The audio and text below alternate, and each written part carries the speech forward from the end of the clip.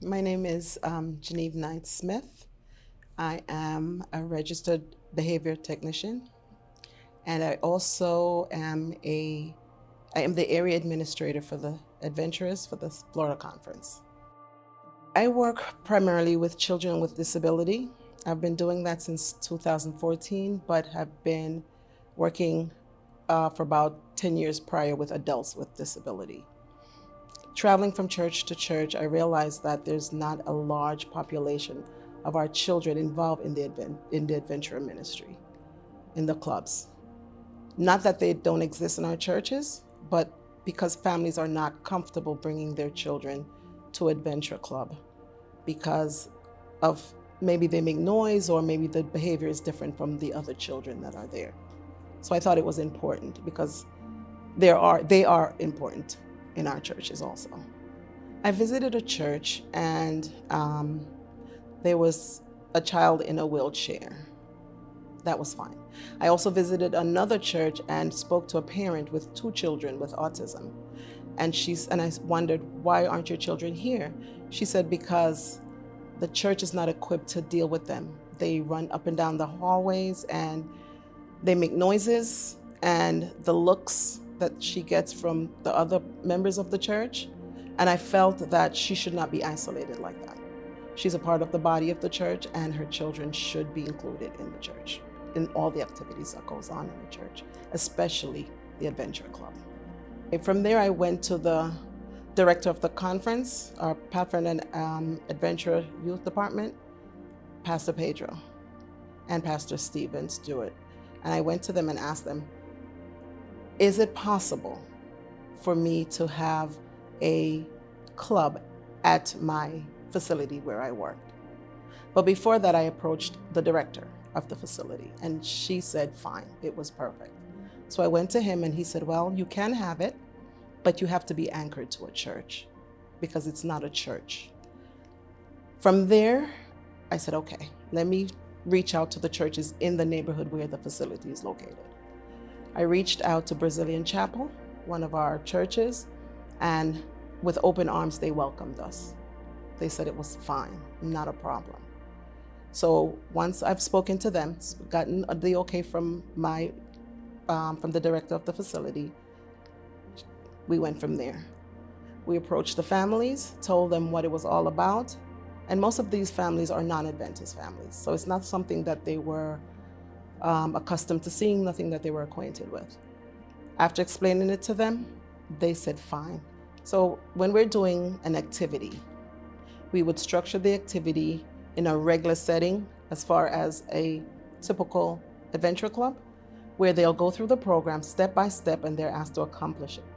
And they accomplish it step by step. And if there's an award, they either do it in 1 or 2 sittings. Here, with the children that we provide service for here at this facility, it will take longer. If one of the requirements calls for drawing a particular picture or something, with some of our children, they're not able to do that. So we would have to modify the requirements, still sticking to the basic outline, but modify the requirements so that our children can accomplish them. Chaotic at first, because just trying to figure out how we're going to do it. We have children who does not sit still for a long period of time to figure out how we're going to work around that. But the first thing I have to say, I had support. I had really, really good support, not only from the fellow RBTs here at the center, but also other volunteers from the conference. We had our master guide director for the state, Kathy Adams, was on board right away. Our cluster coordinator for this cluster, she was on board, Felicia Blackwood. She was on board right away. Even some of our RBTs who are not Adventists took the background check, did everything that we required from the conference, and they were on board. So we had full support here. We had definitely full support here. And then again, when we approached our families and just outlined everything it was, the only thing they said was, good, it's Bible-based, God is involved, no problem. Yeah. So that part of it was fairly easy. again, getting the children to say, okay, this is what's going to happen, and have them sit still for it. We go through that every day in what we do anyway, so it was an easy workaround. The first thing I would say, like I did, was to pray about it before you approach anyone. Pray about it, that the Lord will lay on their heart to see the vision that you have. Then don't give up. It's challenging. You may find that, okay, the person that you approach may say no right away. Continue praying about it and approach again. And then just explain to them how important it is for all our children to be involved, because it's a wonderful, the Adventure Club is awesome, and every child should have that opportunity to be involved in it. Adventure is a family ministry, and what we're doing is trying to reach families, and it does something to the heart of a parent with a child with disability to say, you want my child to be involved? Sure. And if it's a ministry and the end result is to draw people closer to God, a child will lead them. A child will definitely lead them. You show support and love to a child, the parents will come. I'm going to give you one example of a child, and of course we can't name names, but I'm going to give you an example of a child he was not the typical child to speak up when you ask him a question. He would shy away from answering. We went over the law, the pledge, and then we had snack time. And every time we had snack time, we'll ask someone to pray. His hand would not go up because, again, he's not the one that would raise his hand to say anything, or even if you say it to him directly. This one particular time we had snack. No, we were having snack, and I said, who would like to say grace? His hands went up.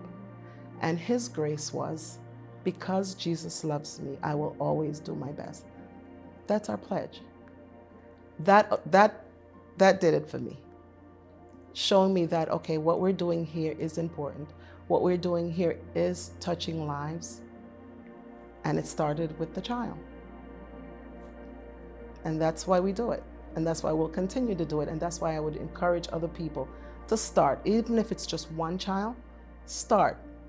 You could start a club in what you would think the strangest places. You never know. And now we have over 10 families that are involved, and more coming every day.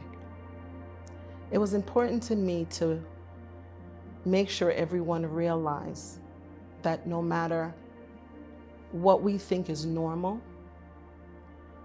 God was the reason, and He knows the reason for why He made us certain ways. To keep that focus and to realize that what we're doing is not for ourselves. What we're doing is to draw people closer to God. And I wanted people to know that even if it seemed like it's a challenge, with prayer, everything is possible. And just pray about it. And if it's God's will, He will make it happen. I just want to thank Shakitra for allowing us to come into her space to do this, not just the interview, but also to have this club thriving, to have that opportunity to do that.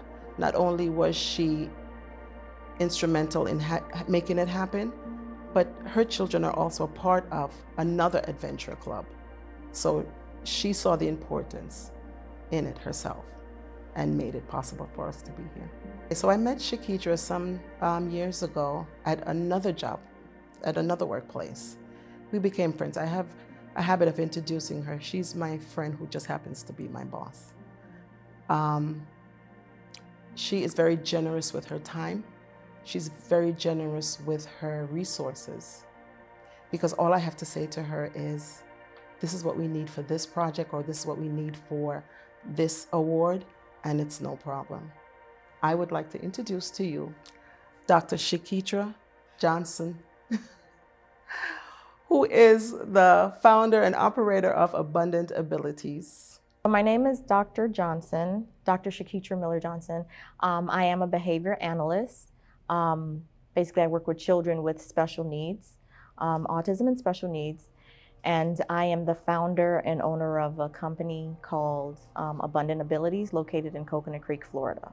God, if you really want this to happen, then you're going to give me a name and you're going to pave the way to make it happen. And he did. He gave me the name, which was Abundant Abilities. And that name came about to just as we all are his children, regardless of disability, regardless of diagnosis or whatever it is. We all are his children, and we all have abundant abilities that we can, that needs to come about. So whether we need support to help those abilities come, to be birthed, we all have the ability. So that's where the name came from. And then just in terms of getting through the state with getting credentialed, getting insured or credentialed with the insurance companies, he made that kind of easy. I mean, it was a long wait, but he made it happen. And right when we got the number, I received a call from another agency, a bigger agency, that said that they were closing their department that provided services to children with special needs, and that they wanted to transfer all of their clients to us. And that's how we came about. So I know, it's only because of the grace of God and God's favor that we are here and that we're able to do what we're doing. So I met Geneve at a previous agency, and at that agency, I was the behavior analyst. I left that agency while I was pregnant. I left the agency after having the baby, and I didn't go back, but I kept in contact with Geneve. And as I was working with other agencies and starting Abundant Abilities, I always kept God in the mix of everything. So when Abundant Abilities came and we got the clients from the other agency, I asked God to, I need help. So who am I gonna ask for help? And Geneve was the first person that was laid on my heart. I know it was, again, God sent when he said her name to me. And I called her up and I told her that I wanted to just meet with her to offer something to her. We met at a McDonald's that was nearby her home. And I asked her to pray on something. So I'm gonna, present something to you, but I want you to pray on it first, And I presented the opportunity for her to come and join me in the agency. And I laid out all the details for her. And of course, right then and there, I wanted her to say, yes, I'm gonna come, but she didn't, which I did tell her to pray for it, but that other side was like, say yes, I'm offering you this, but she didn't. She did go home and she prayed on it. And I think later that week, she contacted me and told me that she would join. When we started Abundant Abilities, I just wanna say that we provide services, we go places probably people don't wanna go into. And we provide services to individuals. And I'm just meaning some of our recipients, maybe other individuals might not want to provide services to. So a lot of our families face a lot of difficulties, a lot of hardships, just like everyone else. We were already taking the opportunity to talk with them about some of their difficulties, and not just talk to them, but to pray with them. And when we would tell families that we would pray with them, that was something that we would do heartfelt. We were also fasting for a lot of our families. We would just fast. I remember there was a period where on Wednesdays, Geneve and I devoted ourselves to do a fasting just so we can pray for our families, the children, them doing things in school, and even when the insurance would make changes that would affect families or impact them getting services, we would fast and we would pray on that and do whatever we have to do. So being already in position of the praying and the fasting and having God as the forefront of everything, when Geneve presented the opportunity to partner with a church so that we can be able to spread the gospel to the children in some form, that just came as a no-brainer. It was just something that was needed to be done. And I do thank Brazilian Chapel for allowing us to partner with them, because we've had families, again, who they're, the children we provide services to, the parents may not be comfortable with taking them into the community.